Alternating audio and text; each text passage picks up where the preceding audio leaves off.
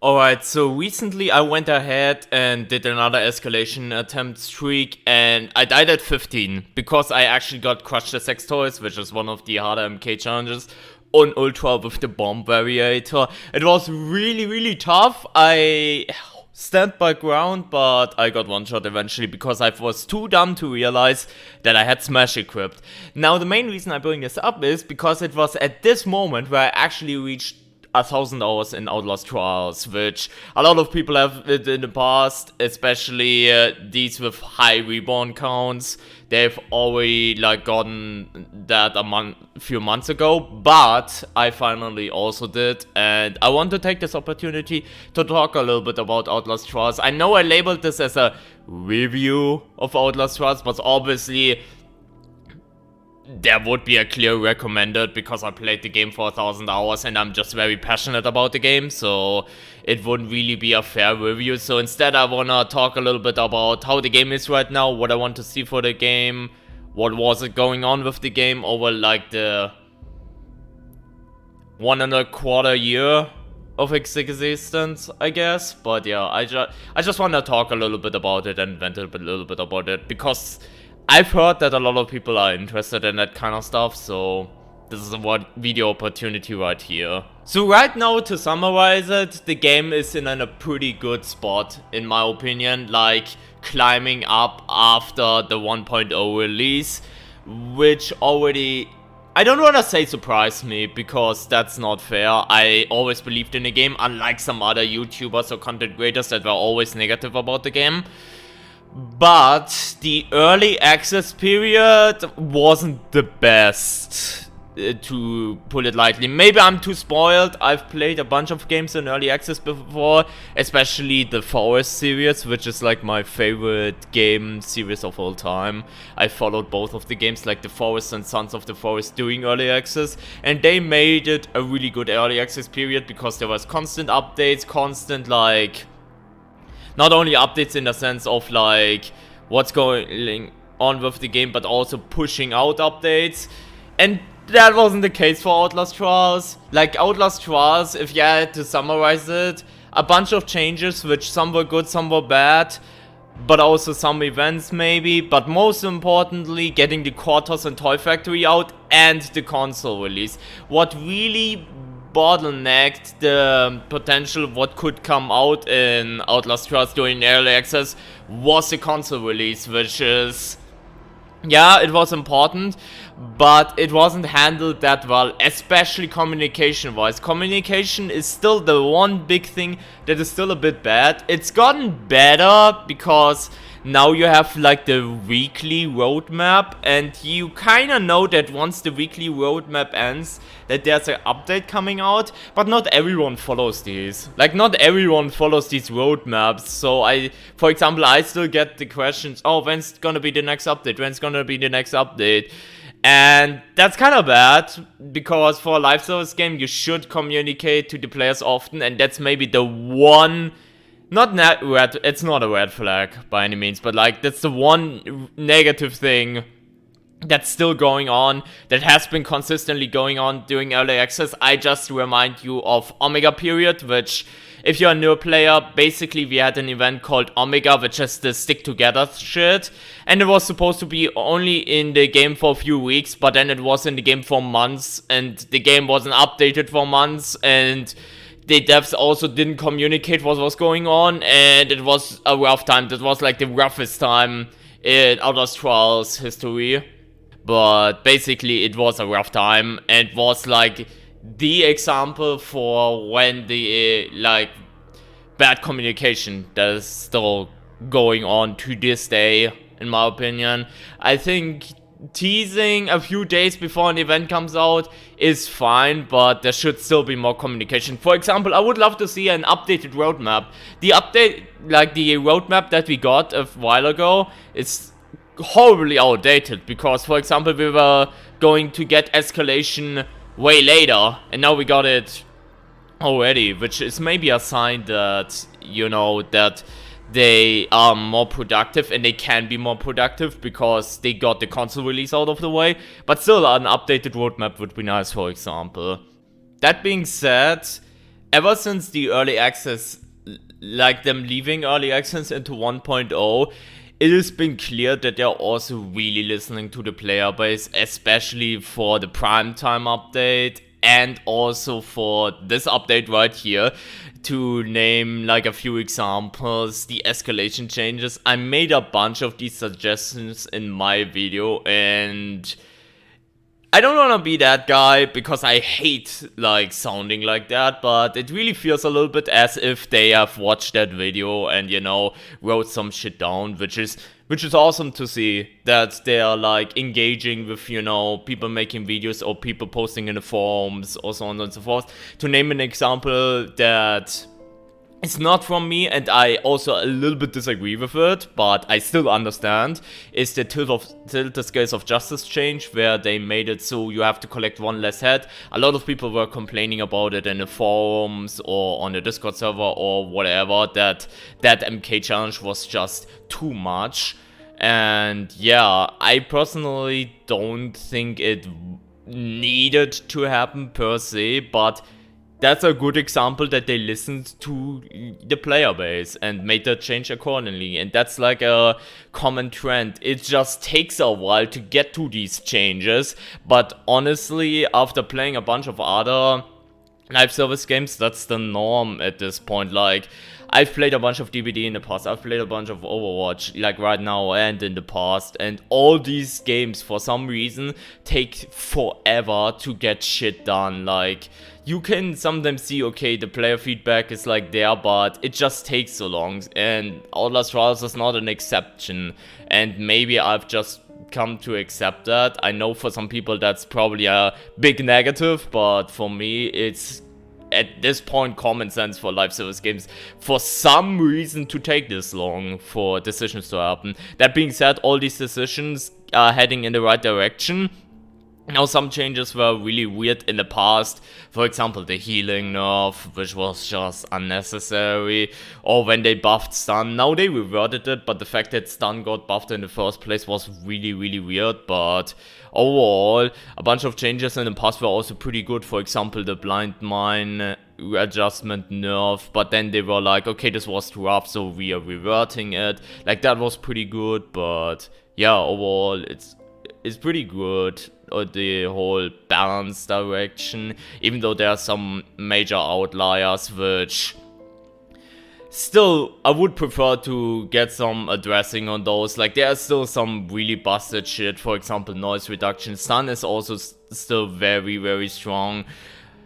We might get them, we might not get them. I'm gonna remind everyone as well that this is a PvE game, so balance isn't the most important shit about it. And I know some people will already write in the comments that are like, why do you care so much about stuff being nerfed? It's a PvE game. I'm just very passionate about this sort of stuff. I'm very passionate about, you know, balancing in games like this. Like, even in games like this, not only in games like this, but even in games like this.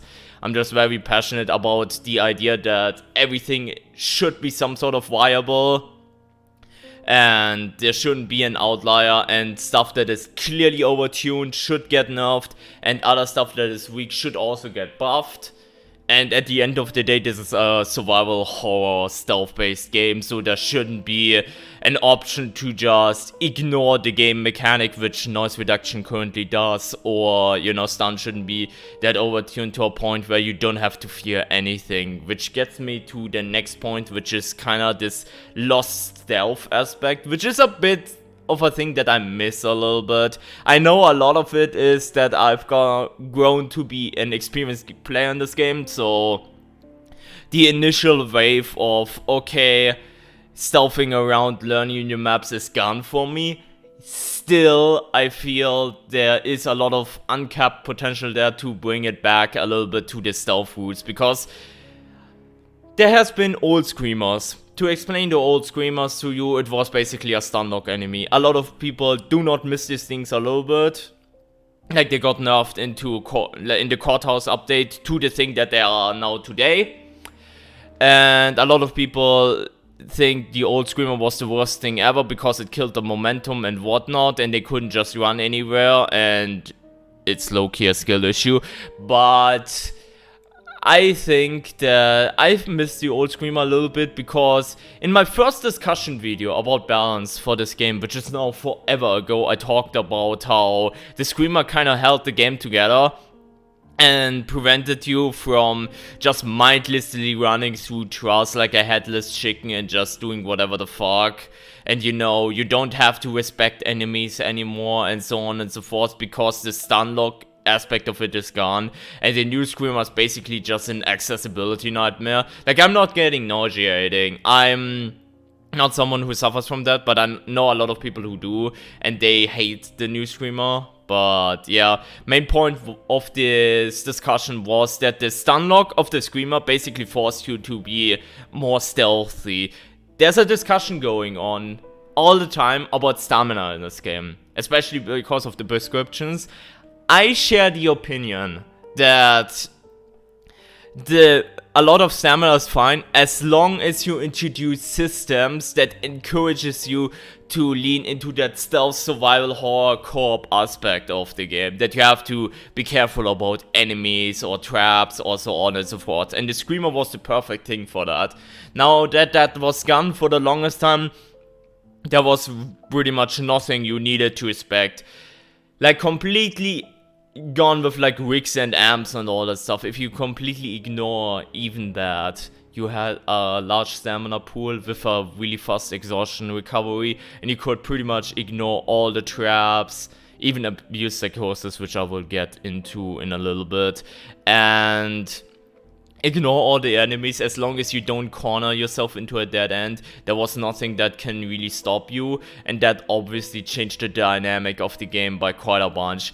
Now they introduce new systems, and that's the proof that they can go back to these systems. And these are Franco and the laser traps. The laser traps force you to be careful because you can't see them unless you like put on night vision, and it's very easy to just run into them, which is really good because this is the kind of systems that the games need, that you need to pay attention to your environment. Same goes with Franco. The fact that he has a fucking gun, and if you wanna do a trial no damage or A+ or whatever, he's really threatening. And this is especially shown by the newest MK that came out, which is Poison the Cattle.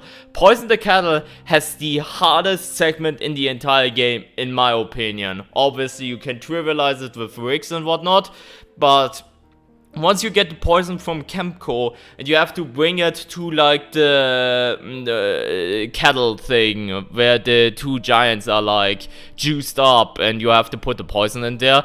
Franco is patrolling in that train station, and the train station is lit up like shit, and this segment is so fucking difficult, and this kind of resparkled the lost stealth aspect for me, and is proof that it's still possible in this game to have this sort of stealth aspect, even after playing for such a long time.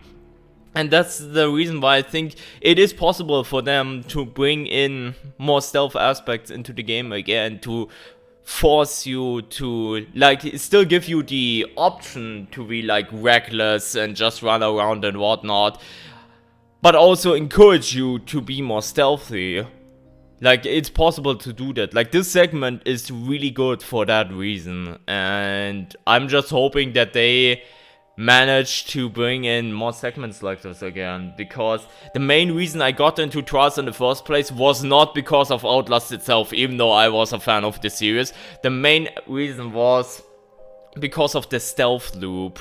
That's also the main reason why a challenge that will come out eventually, I'm still working on a challenge, but I'm doing a challenge that is stealth only, and that challenge is my favorite challenge ever, because it really feeds into that narrative of, you know, stealthing around. And I mean, I hope the game gets aspects like that more and more. Maybe new enemy types, for example, an enemy type, just putting out stuff of my ass, but a new enemy type that runs faster than you, so you have to lose him into darkness and shit more often, or like stun him and he's stunned for longer than other enemies, for example.